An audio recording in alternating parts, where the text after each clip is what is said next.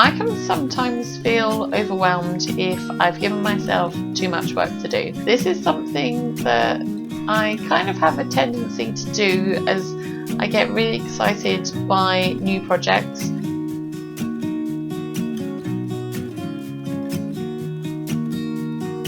Hi everyone, welcome back to my channel. I thought it would be time to have another art chat and a cup of tea.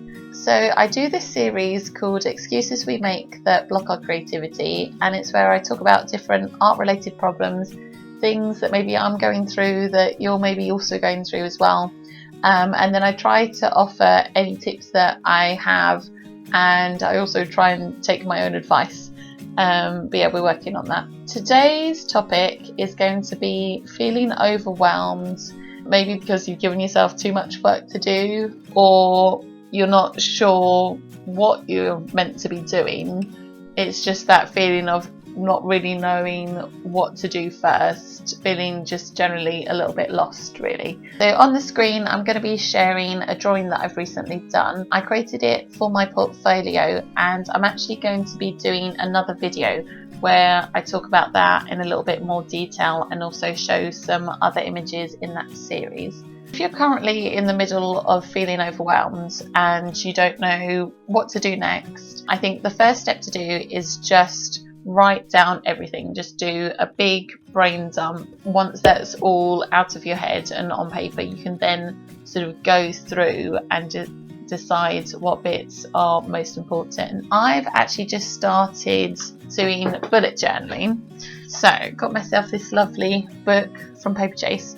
I won't show you inside my bullet journal. It's not really very pretty anyway. I'm just sticking to the basics, which is what I want to use it for. I'm not particularly good at doing like fancy handwriting and stuff like that. The thing that I like about the bullet journal is just that it has like a very clear key and everything is easy to find. So basically everything sort of starts as a dot. So if you've got tasks to do, you just put a little dot next to them. But then this dot can then be changed into, for example, if the task is completed, it gets changed into that one. I just love how clear it is, and it might seem kind of a little bit confusing at first to have an actual key, but once you start using it, it becomes quite easy to read. The other thing that I love about the bullet journal is the fact that you can use it in any notebook that you like, and also the idea that you number your pages and then you do an index, and this just makes it really easy to find things. And I think sometimes when we're feeling overwhelmed, we're feeling lost, we don't really know what to do, and I think just having a method of organising what it is that you need to do just kind of calms you down, like just having that plan in place. So whatever you want to do, you can, if you want to write things down manually, then you might want to try doing the bullet journal. Alternatively, you could just use like a sort of app on your phone. So there's Todoist, which is quite a good one, where you just write down literally all the things that you need to do. I feel that at the moment I'm really gravitating towards wanting to use my hands to actually write and draw with. I really had the urge to do another pencil illustration in actual physical pencils rather than a digital version. And then I think similarly with the bullet journal, I was just really craving writing stuff down. I have been writing my to-do list down prior to starting a bullet journal, but I've just been kind of writing them down like on random bits of paper. It wasn't really very helpful, because if I didn't have a dedicated space that I was putting all my to-dos, then it just kind of becomes lost. So the bullet journal has really helped with that. That would be my first tip, just write everything down. Tip number 2, if you're feeling overwhelmed, is just make your environment really nice and calming. So you could make yourself a cup of tea, maybe just have a bit of a stretch, and move around and say hello to your cats or any other pets that you have. Maybe go and talk to another human being if you've been sat in a room by yourself for a long time just with your thoughts. Maybe you could put on some relaxing music or an audiobook, or put some like YouTube just kind of chattering in the background. You could surround yourself with plants. Yes, my plants make me happy. I definitely want some more plants in my life. Yeah, maybe also just do a bit of a check-in with yourself. Have you recently had a drink and had something to eat? And have you had enough sleep? Just make sure that you've like got what you need so that you can deal with all the things that you have to deal with. Tip number 3 is something that I'm trying to get better at, which is listening to my gut, or listening to like that little voice in your head. Everybody obviously has these thoughts in their head, things that you sort of say to yourselves, and sometimes they're not very nice thoughts and they're a bit kind of critical, and then I think sometimes it's more like your conscience like trying to tell you stuff. And so I'm trying to listen to myself. For example, if I'm working on something and something in my head is saying like, you've spent ages on this, like maybe it's done, like maybe you're just kind of being a bit of a perfectionist now. My little voice might also say, you've got that other project that you're in the middle of. Why are you starting this other thing? Like, do you really have time for this? So yeah, just listen to yourself, because I think the more that you can listen to yourself, the more you won't get into those situations where you're feeling overwhelmed. But yeah, so try and listen to your gut and like follow through with what it's telling you to do. And also just, don't take on too much work or too many projects. I can sometimes feel overwhelmed if I've given myself too much work to do.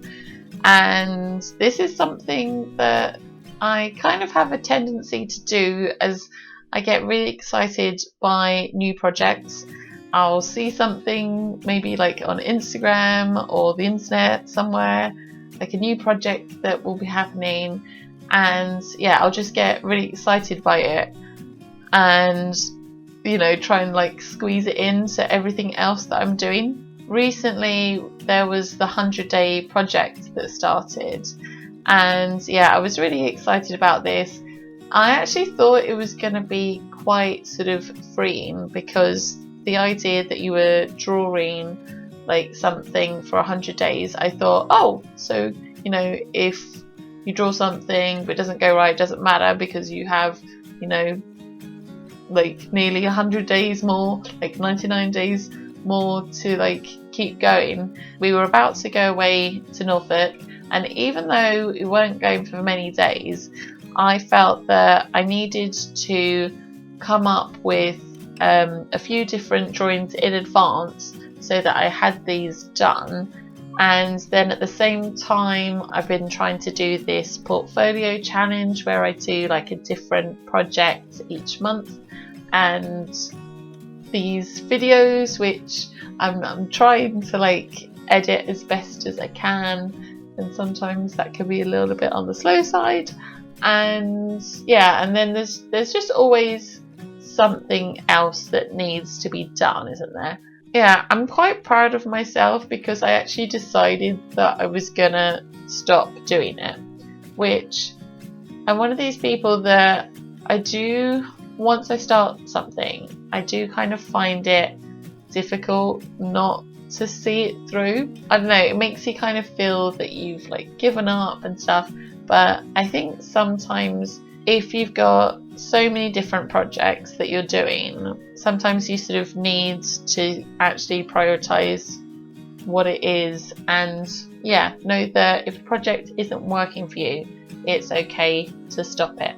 But I don't know what tip that one actually is, because I filmed this whole video and then I remembered that I'd forgotten to talk about this bit, so I will just need to slot this in there somewhere. So tip number 4 would be focus on the big picture, which is something that it is quite hard to do. I think particularly if you're one of these people that, like me, just likes to give yourself lots of projects, and then it's like, oh well, once I've done this, then I need to do that, and then I need to do that, and you can just kind of put yourself like in this kind of circle where you feel that you're continually doing stuff, but then you think, hang on, am I actually getting anywhere? For me, my big picture is that obviously I would very much like some commissions. So if you want to hire me as an illustrator, please get in touch. Or if you know somebody that's looking for an illustrator, get in touch. My big picture is that I would very much like some commissions. In order to do that, I need to work on my portfolio. I need to be contacting people more, which is something that I can be very bad at. I need to work on the whole kind of promotion side of things, all the businessy, that side of things, and just work on selling myself more, which can be a little bit tricky.